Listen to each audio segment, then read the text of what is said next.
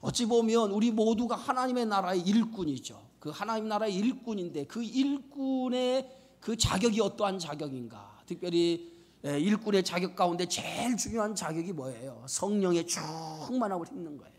우리가 하나님의 일을 감당하기 위해서는 내 힘으로 되지 않아요. 성령의 능력, 성령의 은혜를 힘입어야만이 우리가 하나님의 일을 감당할 수 있어요.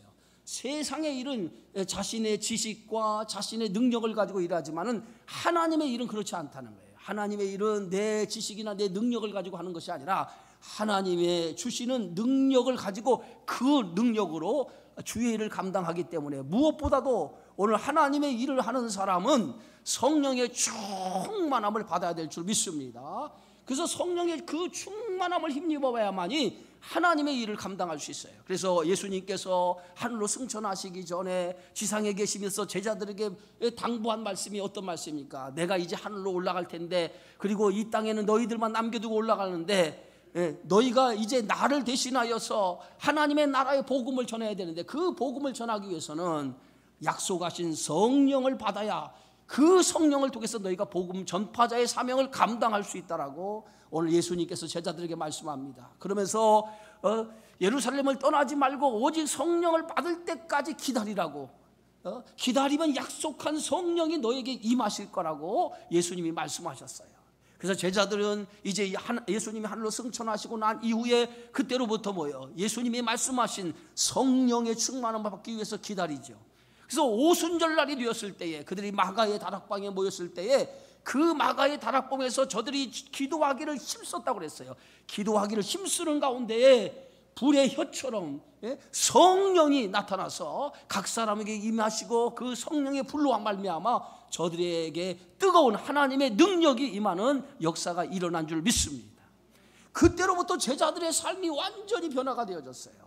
그들은 두렵고 또 떨리는 그러한 모든 마음들이 이제 성령을 통해서 두려운 마음이 사라지고 떨리는 마음이 사라지면서 그들이 담대해지기 시작했습니다. 그 담대한 마음을 가지고 나가서 복음을 전하기 시작을 해요.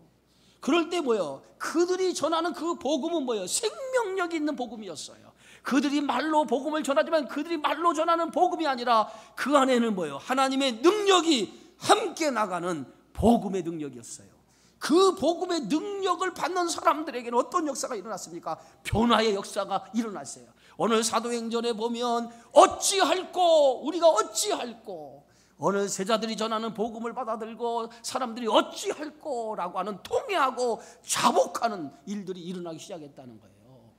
그러면서 저들의 삶이 변화되기 시작하면서 복음으로 놀라운 역사가 나타나고 그 복음을 통해서 많은 사람들이 하루에 3,000명, 어떤 날은 5,000명씩 회개하는 놀라운 역사가 일어난 줄 믿습니다. 이렇게 하나님의 일을 하는 사람에게 반드시 필요한 것이 뭐냐? 이게 성령이라, 성령의 충만함. 여러분들이 금년 안에 하나님의 일꾼으로 세우심을 입은 줄 믿습니다. 그 세우심을 입은 여러분이 하나님의 놀라운 일을 감당하기 위해서, 복음의 역사를 감당하기 위해서 반드시 필요한 게 뭐예요? 성령의 충만함을 힘입어야 될 줄 믿습니다. 성령의 충만함을 힘지 않고서는 우리가 주의 일을 감당할 수 없는 거예요. 그래서 성령의 충만함을 힘입기 위해서 우리가 기도하기를 힘쓰고 하나님의 말씀을 듣기로 힘쓰고 하나님 앞에 하나님 전에 나오기를 힘쓰는 여러분이 되어야 될 줄 믿습니다. 그래야만이 우리에게 주신 사명을 감당할 수 있는 거예요. 오늘 바울은 디모데에게 일꾼의 자격이 뭐냐? 일꾼의 자격이 여러 자격이 있어요. 그러나 가장 중요한 것이 성령의 충만함을 받아야 된다. 그 성령의 충만함을 받을 때에 우리가 하나님의 거룩한 일꾼으로 쓰임받을 수 있다라고 하는 거예요.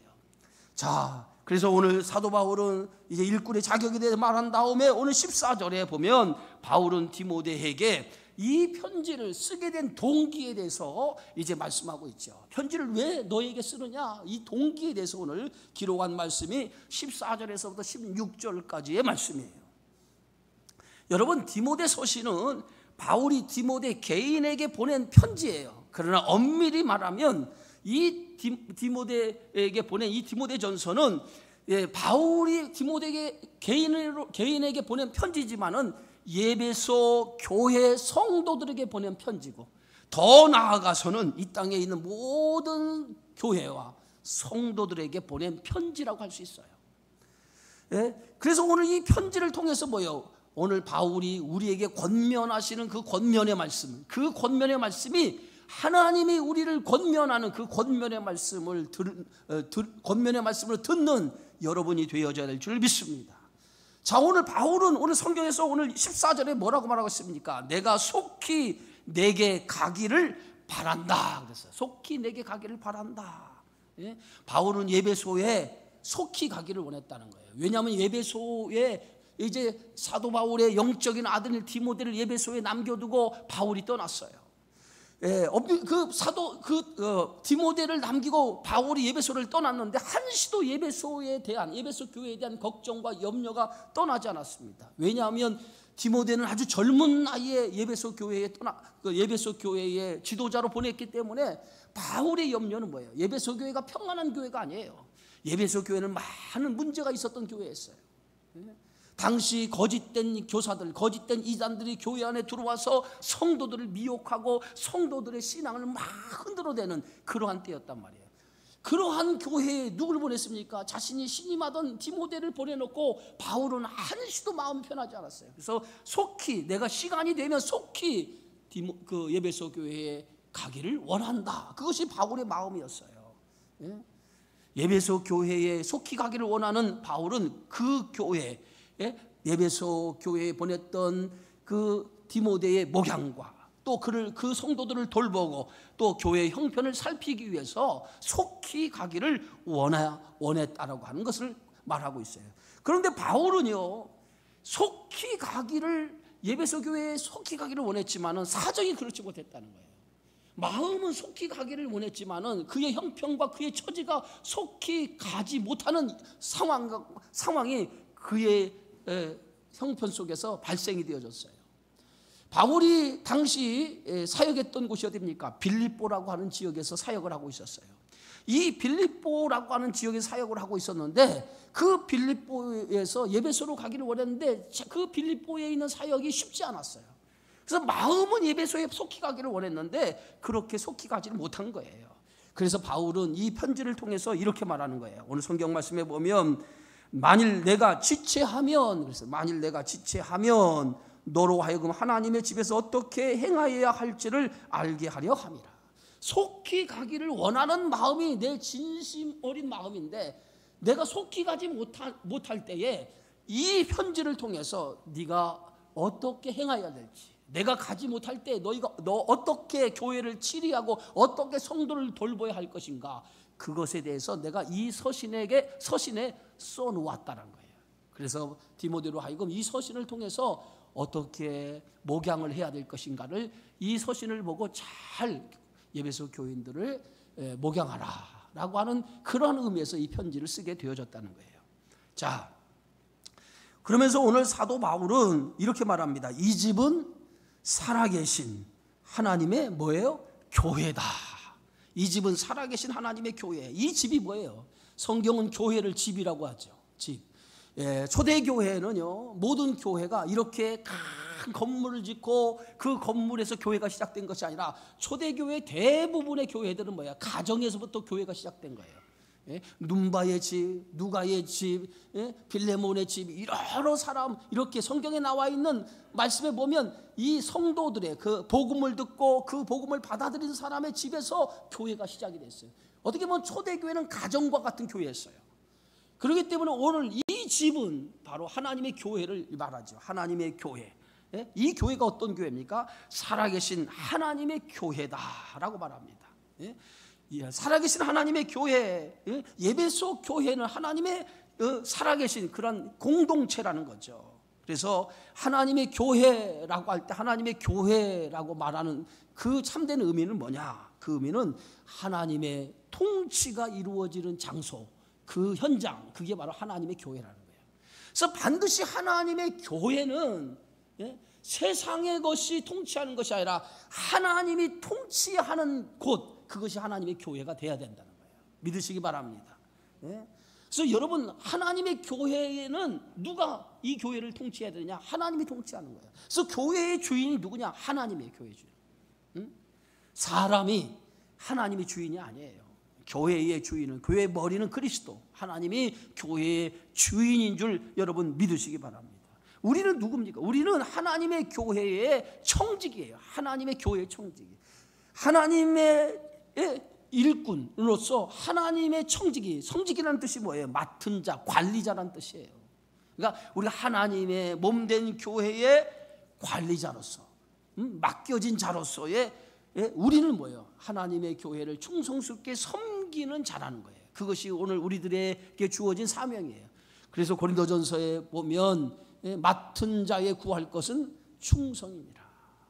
맡은 자에 구할 것은 충성. 우리는 하나님의 일을 맡은 사람으로서 그 맡은 자의 사명이 뭐냐? 충성이라고 하는 사명이라는 거예요. 그런데 가끔 보면 교회의 주인이 하나님인데 하나님의 통치를 받아야 될 사람들이 하나님의 통치를 받지 않냐고 마치 자신이 주인인 것처럼 행세하는 그러한 사람들이 많이 있다는 거예요. 특별히 우리가 시골에 가면 시골에 있는 교회들 가운데 그런 교회들이 좀 많아요. 어떤 분이 자신의 재산을 다 내가지고 교회를 세웠어요. 땅도 바치고 그리고 재산도 바쳐가지고 그 땅 위에다가 자신 재산을 바친 거에다가 교회를 건축을 한 거예요. 그러면 이분이 뭐예요? 하나님 앞에 모든 것을 헌신해서 교회를 건축한 거 아니겠습니까? 그렇다고 하면 이분은 뭐예요? 하나님 앞에 충성스러운 청지기로서, 관리자로서 열심히 교회를 섬기고 성도를 섬기고 하나님의 진리의 말씀이 잘 전파되도록 이렇게 하는 것이 그분의 역할인데, 마치 자기가 땅을 내고 자기 재산을 출연해서 교회를 건축했기 때문에 그 교회는 내 교회다, 내 교회다 이렇게 생각하고 마치 자기가 주인인 것처럼 모든 성도들이 자기 말을 듣기를 원하는 것을 보게 되었죠. 심지어는 목회자가서 교회를 목양하는데도 목회자도 자기 말을 안 들면 그 목회자를 쫓아내버리는 그러한 경우가 있어요. 제가 어떤 장로님하고 전화 통화를 했는데 이런 얘기를 하더라고요. 목사님, 굴러온 돌이 나가야 되겠습니까? 박힌 돌이 나가야 되겠습니까? 이렇게 얘기하더라고요. 그럼 굴러온 돌이 뭐고 박힌 돌은 뭡니까? 목회자가 부임한 지 얼마 되지 않았어요. 그런데 그 목회자가 얼마 되지 않았는데 자기 마음이 맞지 않는다고 그분이 이렇게 생각하는 거예요. 굴러온 돌이 나가야 되지 박힌 돌이 나가야 되겠습니까? 이렇게 얘기를 하더라고요. 제가 그 얘기를 듣고 깜짝 놀랐어요.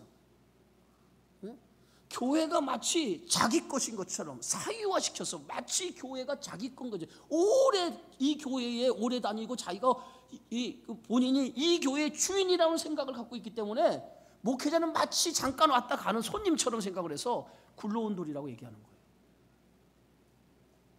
여러분, 이런 생각은 대단히 위험하고 대단히 무서운 생각이에요. 교회의 주인이 누굽니까? 목회자도 아니고 성도도 아니에요. 누가 주인이에요? 하나님이에요. 이 교회에 헌금을 아주 많이 한 사람이 있다는데 그 사람이 주인이 아니에요. 누가 주인이라고요? 하나님이 주인이에요. 하나님이 주인이에요. 하나님.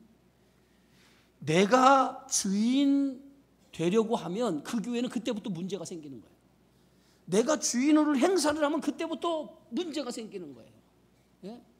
내가 주인이라고 생각하지 말고 하나님이 주인이다라고 하는 생각을 가지고 나는 하나님의 일을 맡은 청직이다. 오직 나는 뭐예요? 하나님의 일을 맡은 청직이로서 잘 하나님의 일에 충성스럽게 헌신하는 것, 그것이 내 역할이라고 생각하고 하나님 앞에 헌신하면 그것으로 우리는 하나님 앞에 상급을 받는 줄 믿습니다.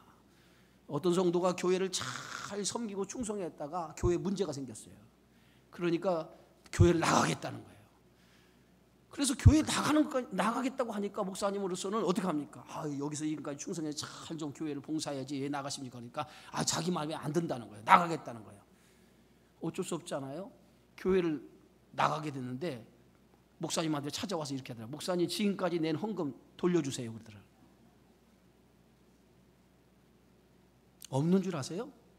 정말 교회 안에 정말 이렇게 하는 사람이 있어요. 내가 낸 헌금 다 돌려달라는 거예요. 그러면 지금까지 헌금한 것을 누구에게 헌금한 거예요? 사람에게 헌금한 겁니까? 아니면 하나님께 헌금한 거예요? 기가 차죠, 여러분? 그런 성도들이 정말 있다는 거예요. 실제로 있다니까요. 그러니까 그 사람은 지금까지 자기가 주인 된 거죠. 하나님을 섬기는 것이 아니라 누굴 섬겼어요? 자기가 주인 돼서 이 교회를 자기가 주인 돼서 섬겼다는 거예요. 사람이 주인이 되면 하나님의 영광이 뭐예요? 가려지게 돼요. 가려지게 돼요. 그래서 예수님 뭐예요? 이름 없이 빛도 없이, 예? 왼손으로 하는 일 오른손이 모르게, 오른손이 하는 일 왼손이 모르도록. 이것이 뭐예요? 섬기는 자의 자세예요. 그러나 왼손이 하는 일을 오른손이 모르도록, 오른손이 하는 일 왼손이 모르도록 하면 누가 알아줘요? 사람은 그것을 알아주지 않을지라도 누가 알아줍니까? 하나님은 알아줘요. 믿으시기 바랍니다. 그래서 청지기의 자세는 항상 뭐예요? 나를 알아달라라고 하기보다는 알아주지 않아도 하나님을 기쁘시게 하는 일에, 내 이름이 드러나지 않아도 하나님이 기쁘시게 하는 일이라면 내 마음을 들고 내 정성을 들고 헌신하는 그러한 신앙이, 그러한 믿음이 있어야 될 줄 믿습니다. 그것이 참된 신앙이라는 거예요. 또 하나 오늘 성경의 말씀에 보면 이렇게 말하죠. 이 집은 살아계신 하나님의 교회요. 또 뭐라고 그랬어요? 진리의 기둥과 터라고 그랬어요. 진리의 기둥과 터이라.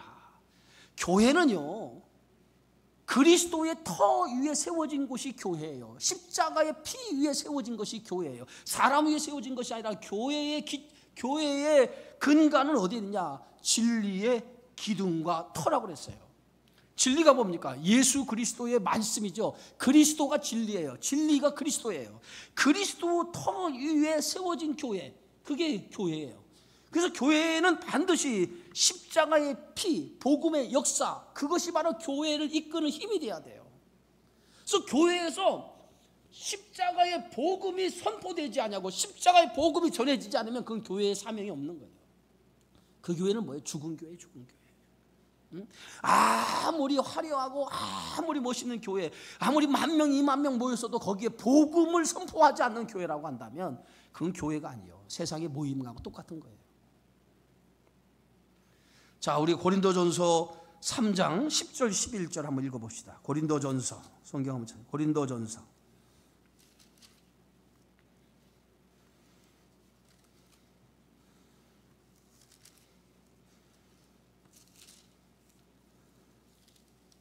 자, 3장 10절에 11절 말씀. 함께 읽어봅시다. 시작. 내게 주신 하나님의 은혜를 따라 내가 지혜로운 건축자와 같이 터를 닦아두매 다른 이가 그 위에 세우나 그러나 각각 어떻게 그 위에 세울까를 조심할지니라. 이 닦아둔 것 외에 능히 다른 터를 닦아둘 자가 없으니 이 터는 곧 예수 그리스도라. 예? 내게 주신 하나님의 은혜를 따라 내가 지혜로운 건축자와 같이 터를 닦아둔데 다른 이가 그 위에 세우나 각각 어떻게 그 위에 세울까를 조심하라는 거예요. 터 위에 어떻게 집을 지을까 조심하라는 거예요. 그런데 이 터가 뭐예요? 예수 그리스도 터 위에 집을 짓지 않으면 그 집은 다 어떤 집입니까? 무너질 수밖에 없다는 거예요. 인생의 집도 마찬가지예요. 여러분, 인생이라고 하는 집을 어디다 세워야 돼요? 그리스도, 하나님 기반, 그리스도, 예수 그리스도 터 위에 인생이라는 집을 지어야지, 예수 그리스도가 아닌 터 위에다 집을 지면 그 집은 화려하고 멋있는 집을 지는 것 같지만 결과적으로 비가 오고 창수가 나면 그 집은 뭐예요? 예? 무너질 수밖에 없다는 거예요. 여러분, 자녀를 키우면서 자녀들에게 뭐예요? 야, 자녀들아, 너희는 성공해야 된다. 그래서 너희는 성공해서 너희의 인생을 즐기며 행복하게 살아가야 된다. 이렇게 얘기를 해요. 성공해야 된다. 돈 많이 벌어야 된다. 출세해야 된다. 이렇게 얘기를 해요. 오늘 여러분, 세상에 성공을 한다고 칩시다. 그런데 그 영혼이 하나님 앞에 버림받는 영혼이 되었다면 그게 성공일까요? 여러분, 그래서 시편 127편에 여호와께서 집을 세우지 아니하셔서 세우는 자의 수고가 헛되며 여호와께서 성을 지키지 않으면 파수꾼의 경성함이 뭐예요? 허사로다 그랬어요. 그런데 우리는 자녀들에게 뭐예요? 야, 너희 성공해야 돼. 그러니까 사회적으로 잘나면 성공했다고 박수쳐요. 그러나 그 영혼이 교회를 나오고 하나님을 믿지 않으면 여러분들 책망하는 부모가 한 명도 없어요. 성공이 뭐예요? 성공은 하나님 안에서 살아가는 인생이 되는 게 성공한 인생이에요. 믿으시기를 주의 이름으로 축원합니다. 믿으시기 바랍니다. 예? 하나님 안에서 살아가는 인생이 성공한 인생이고 하나님 안에서 살아가는 인생이 복 있는 인생이에요. 하나님은 그런 인생을 책임져 준단 말이에요. 제가 우리 자녀들이 이제 다 커가지고 자녀들이 이제 집에는 없어요. 이제 큰아들은 목사가 돼가지고 자기 사역하다 보고 나가다 보고, 둘째는 저 미국에 가서 전도사로 그 미국의 GMC 교단에서 전도 생활을 하고, 딸은 또 호주에서 지금 대학원을 다닌다고 가고, 아무도 없어요. 명절을 보내는데 둘만 멀뚱멀뚱 얼굴 쳐다보고 있었어요. 그런데 제가 자녀들에게 그런 얘기 했습니다. 아무리 너희가 세상 일을 열심히 한다고 해도 거기는 아무런 빛이 나지 않는다. 너희가 성공한다 할지라도 그 성공은 하나님을 기쁘시게 하지 못한다. 정말 하나님을 기쁘시게 하는 일은 뭐냐? 작은 일이라도 하나님이 맡겨주는 달란트를 감당하는 게 하나님을 기쁘시게 하는 일이니까 어디에 있든지 간에 하나님을 섬기는 것, 하나님을 기쁘시게 하는 일에 최선을 다해라. 제가 그렇게 얘기를 했어요. 여러분, 우리의 인생의 성공은 보여지는 게 있는 게 아니에요. 영적인 데 있는 거예요. 영적인 게 있는 거예요. 예? 그래서 우리의 삶의 그 기초가 잘 돼 있어야 돼요. 어디에 집을 짓느냐, 어디에 집을 짓느냐. 세상 위에 집을 짓느냐, 아니면 하나님의 터 위에 집을 짓느냐, 어디에 집을 짓느냐예요. 예? 그래서 오늘 바울은 진리의 기둥과 터, 이 말이 뭐예요? 교회는 진리의 기둥, 하나님의 말씀 위에 세워지는 교회가 돼야 된다는 거예요. 예? 프로그램이 움직이는 교회. 그래서 어떤 교회 보면 프로그램이 막 작동이 되는 프로그램으로 움직여요. 교회를 프로그램으로 움직이는데 하나님의 말씀이 없다면 그 교회는요, 진리를 전하는 교회가 아니에요. 응? 말씀이 움직이는 교회가 돼요. 말씀으로 움직이는 교회. 여러분의 삶이 하나님의 말씀으로 움직이는 교회가 돼야지, 하나님의 말씀이 움직이는 성도가 아니면 그 성도는 뭐예요? 죽은 성도예요. 살았다 하는 이름은 있으나 죽은 교회, 죽은 성도라는 거예요. 그래서 하나님의 말씀은 생명력의 생명의 생명. 그래서 하나님의 말씀을 우리는 다른 말로 뭐라고 표현합니까? 양식이라고 그래요. 양식이 뭐예요? 양식이 뭡니까? 밥, 빵이에요. 우리의 에너지 공급원이잖아요. 여러분, 우리가 한 끼는 안 먹어도 살 수 있어요. 두 끼까지 안 먹어도 살 수 있어요. 세 끼? 그러면 견딜 수 있다고 생각해요. 계속 안 먹어봐요. 살 수 있나요?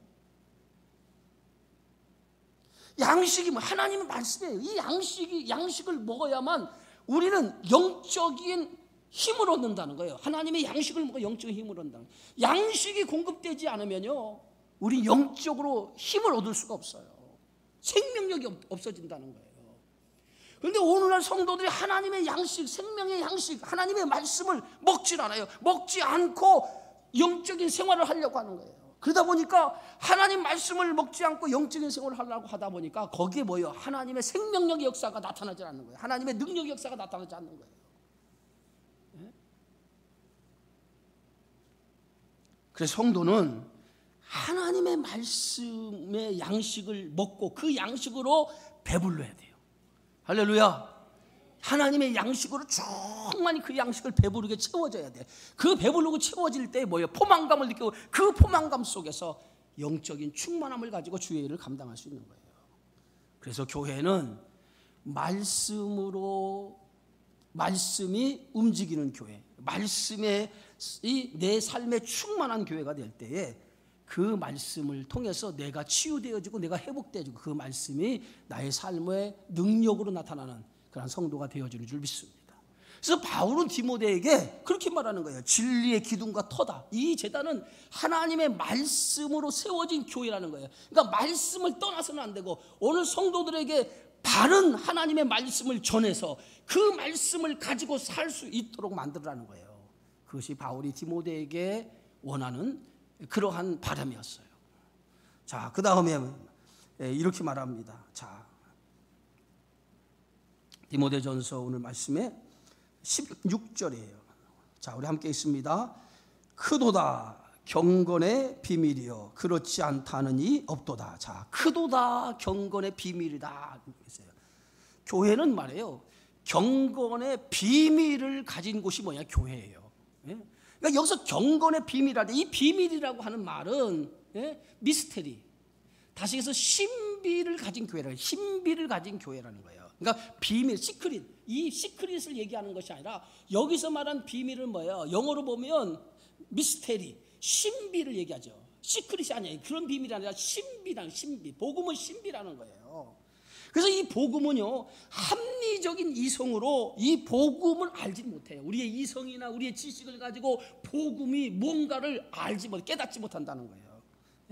그래서 복음이 뭐예요? 복음은 신비스러운 것, 이게 복음이에요. 아무리 복음을 들려주고 가르쳐줘도 알지를 못해요. 인간의 지식으로, 인간의 경험을 가지고 아무리 들려주고 가르쳐줘도 알지를 못하는, 깨닫지 못하는 거예요. 왜? 이 복음이 뭐기 때문에? 신비이기 때문에.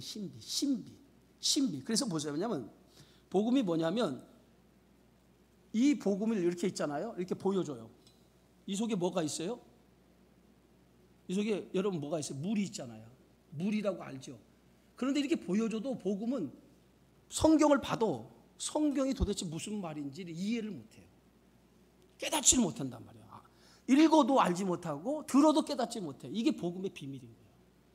분명히 보긴 봤어요. 듣긴 들었어요. 그런데 보긴 봐도, 듣긴 들었는데 깨닫지를 못하는 거예요. 네? 왜 깨닫지 못했을까요?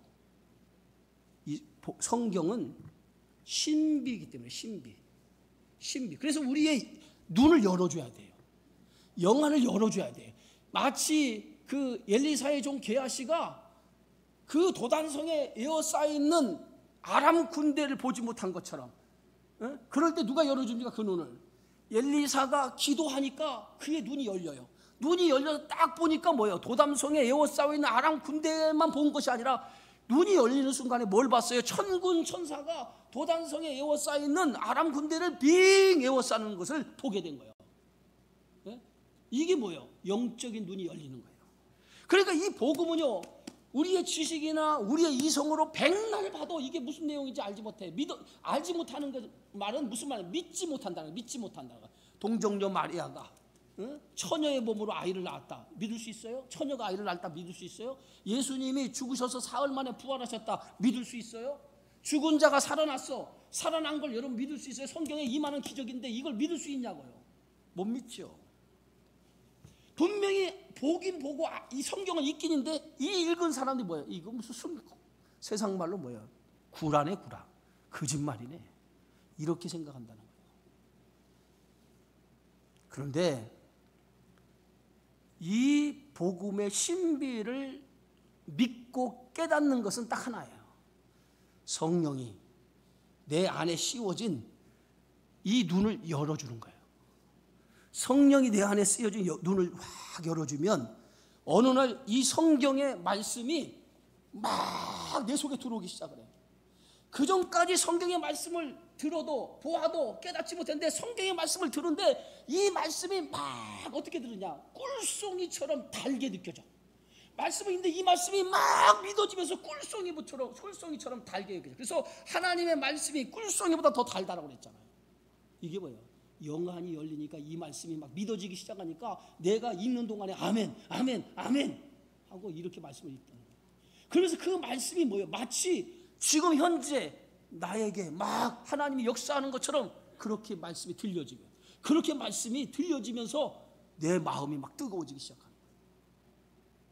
그래서 내 마음이 성경을 읽다가 치유가 돼요. 병든 자가 고침을 받았다는 그 얘기를 듣다 그 얘기를 성경에 읽는 순간에 마치 병든 자가 누구야? 나야, 나. 내가 치유받은 것처럼 이 병든 자가 치유됐던 그 사건을 읽는 순간에 내가 어떻게 돼요? 치유를 받아. 아멘 좀 해봐요. 여러분들이 한 번도 성경의 말씀을 듣고 나서 아멘을 안 하니까 이게 내 것이 안 되니까 그냥 뭐 병이 들어도 치유받는 역사가 일어나질 않아. 목사가 능력 있어서 병을 치료하는 게 아니에요. 네? 하나님 여러분의 믿음으로 치유받는, 내 믿음대로 될지어다야. 그러니까 성경에서 예수님께서 뭐요? 예수님의 치료의 능력을 해주실 때 그 믿음으로 그걸 받아들였을 때에 그 사람 속에 역사가 나타난 거지. 예수님이 능력을 해냈는데 그걸 믿음으로 받아들이지 않으면 절대로 하나님의 역사가 나타나지 않아요. 그러니까 말씀을 막 들을 때 그 말씀이 마치 누구에게 오늘 하나님께서 나에게 들려주는 말씀처럼 막 가슴을 파고들고 그 말씀이 내 가슴에 뜨거워지고 아멘 받아질 때에 내 안에 있는 모든 그 어둠이 떠나고 내 안에 하나님이 주시는 능력이 막 들어오면서 질병이 떠나고 상처받은 마음이 위로받고 하나님의 말씀이 나를 회복되기 시작하는 거예요. 할렐루야. 그런 은혜가 있어지기를 주의 이름으로 축원합니다. 예배 드리러 왔다가 그냥 와서 그냥 학생이 책가방을 들고 학교에 갔다가 땡 치면은 교회 집으로 돌아가는 것과 똑같은 그러한 신앙생활을 하니까 은혜가 없는 거예요. 은혜가 없는 거예요. 정말 한 시간이라도 예배 시간에 하나님 주신 말씀을 꿀송이보다 더 나는 하나님의 말씀을 들어야겠다는 마음을 가지고 귀를 열고 마음으로 사모하는 마음으로 막 들려지면 목사의 말이 설교자의 말씀이 하나님의 음성으로 막 들려질 때가 있단 말이에요. 그러면 뭐예요? 그 순간에 내가 회복되고 치유된다니까요. 그게 뭐예요? 복음의 능력이에요. 그래서 복음을 믿는 것은 내 지식과 내 믿음이 아니라 성령께서 믿도록 만들어주는 거예요. 성령이 이 하나님의 말씀을 믿도록 만들어주는 거예요. 그래서 믿음은 뭐라고 그랬어요? 선물이라고 해서 선물. 하나님의 은혜의 선물이 그게 뭐냐? 믿음이라는 거예요. 그래서 믿게 만들어. 하나님이 나로 하여금 하나님의 말씀을 믿게 만들어. 그럴 때면 이 말씀이 막 믿어지고 그러면서 하나님의 역사가 내 안에 막 나타나기 시작하는 거예요. 여러분, 하나님의 역사가 내 안에 막 나타나면 기뻐요, 안 기뻐요? 기쁘겠죠. 예수 믿는 뭐가 나겠어요? 맛이 나는 거예요. 맛이. 예수 믿는 맛이 막 나는 거예요. 야, 예수 믿었더니 막 이러한 역사가 일어나니까 예수 믿는 맛이 나는 거예요. 맛이. 그러니까 얼마나 좋겠어요. 그러니까 사람들이 가서 누가 얘기하자라도 여러분 어디 가서 맛있는 식당에 가서 음식을 먹었어. 정말 맛있었어. 그러면 와가지고 그 식당 소개할 거야, 안 할 거야? 아이, 나만 맛있게 먹고 다른 사람이 절대 알려주지 말아야 비밀로 해야지. 이런 사람 있습니까? 정말 맛있게 먹고 왔으면 사람들은 야, 어느 식당 갔더니 정말 그렇게 마실 수가 없어. 우리 한번 가자. 정말 내가 지금까지 식당 많이 가봤는데 그 식당처럼 맛있는 게 없더라. 입이 열려요, 안 열려요? 입이 열려, 안 열려? 입이 열리잖아. 입이 열려서 한 번 가서 그 식당에 가서 좀 맛을 보자. 음식 맛을 보자. 이렇게 얘기할 거 아니에요. 그러면 자연히 뭐예요? 그 사람 데리고 어딜 가요? 그 사람이 그러면 그 얘기를 들으니까 호기심이 생겨, 안 생겨? 호기심이 생길 거야. 야, 도대체 어디길래? 도대체 얼마나 맛있으면 저 사람이 평상시에 저런 얘기 안 하는데 얼마나 맛있으면 입에 거품을 물고 얘기할까? 그래, 한번 갑시다. 그리고 가는 거 아니겠어요? 그런 것처럼 뭐 하나님의 말씀의 은혜를 받으면 여러분들이 이 주님의 교회에 선전하지 말래도 가서 야, 하나님 말씀 한번 들어보세요. 말씀이 듣는 순간에 여러분의 놀라운 역사가 일어날 겁니다. 근데 전하는 사람이 없으니까 이게. 여러분, 하나님의 말씀의 맛을 경험하는 성도가 돼야 돼요. 하나님의 말씀의 맛을 경험하면 얼마나 이 말씀이 얼마나 말씀이며 재밌고 얼마나 말씀이요 내 안에 은혜가 되는지 몰라요. 그게 뭐예요? 생명의 말씀이에요. 생명의 말씀. 그래서 하나님의 말씀은요, 이게 신비스러운 게 뭐냐면 하나님의 말씀. 제가 이제 새벽마다 이 성경을 한 장씩 읽잖아요. 우리가 한 장씩 읽은 거죠. 지금 이 한 장씩 읽은 것이 한 권 읽고 다시 돌아가서 시편, 이게 지금 오늘 109편까지 읽었어요. 한 번 다 읽고 다시 구약성 돌아가서. 근데 읽을 때마다 늘 새로워. 이런 내용이 또 있었네 하고 새롭단 말이에요. 그러니까 성경의 진리는 무궁무진해요. 그냥 한번 목사님 다 알아요. 이제 더 이상 내가 알 필요가 없어요. 성경은 알 필요가 없는 게 있고 또 읽으면 여기서 뭐야? 또 다른 맛이 나와. 그래서 하나님의 말씀을 가까이 하는 여러분 되어지기 바라겠고 그 말씀이 주는 힘을 얻으시기 바랍니다. 그 그럴 때 내가 회복이 되고 내가 치유가 되고 영적으로 힘이 생겨요. 그래서 그래야 신앙생활의 맛을 느끼면서 즐겁고 행복하게 믿음의 생활을 감당할 수 있게 되어지는 줄 믿습니다. 자, 그래서 오늘 디모데에게 뭐라고 말합니까? 이렇게 말하죠. 그렇지 않다는, 크도다 경건의 비밀이요 그렇지 않다는 이가 없도다. 그렇지 않다는 이가 없도다. 그리스도의 진리를 아는 것은 감히 논쟁할 필요가 없다는 거예요. 논쟁할 필요. 그리스도 진리를 아는 것은 논쟁할 필요조차 없다는 거예요. 경건의 비밀이라고 하는 것. 이게 뭐예요? 하나님의 복음의 비밀인데 이거 논쟁할 가치가 없다는 거예요. 성령을 통해서 복음의 비밀을 깨달으면 이건 놀라운 하나님의 역사가 나타난다는 거예요. 자, 마지막으로 우리 그는 여기서부터 마지막까지 읽어봅시다. 시작. 그는 육신으로 나타난 바 되시고 영으로 의롭다 하심을 받으시고 천사들에게 보이시고 만국에서 전파되시고 세상에서 믿은 바 되시고 영광 가운데서 올려지셨느니라. 자, 바울은 지금 누굴 소개하고 있어요? 크도다 경건의 비밀. 이 경건의 비밀이 뭐예요? 복음의 능력이에요. 이 복음의 능력이 누구예요? 예수 그리스도예요. 예수 그리스도가 어떤 분이에요? 육신으로 나신 분. 영으로 의롭다 하심을 받으시고 천사들에게 보이시고 만국에서 전파되시고 영광 가운데 하늘로 올라가신 분이라는 거예요. 그분이 누구예요? 그분이 예수 그리스도. 그분의 터 위에 교회가 세워지고 그 터 위에 세워진 교회가 뭐 하는 교회예요? 진리를 선포하는 교회. 그래서 그 교회는 어떤 교회예요? 그 교회는 하나님의 영광을 이루는 교회라는 거예요. 그 일에 누가 우리를 그 일에 하나님이 우리를 뭘로 세우셨어요? 하나님이 교회의 일꾼으로 세우셨다는 거예요. 그러면은 일꾼을 세운 우리가 해야 될 일은 뭐예요? 맡은 자에 구할 것은 충성이라는 거예요. 사람이 주인 되는 교회가 아니라 하나님의 통치가 이루어지는 교회. 그것이 오늘 주님이 원하는 교회인 줄 믿고 그런 교회가 되어지기에 힘쓰는 저와 여러분의 모습이 되어지기를 주의 이름으로 축원합니다. 기도합니다. 하나님 은혜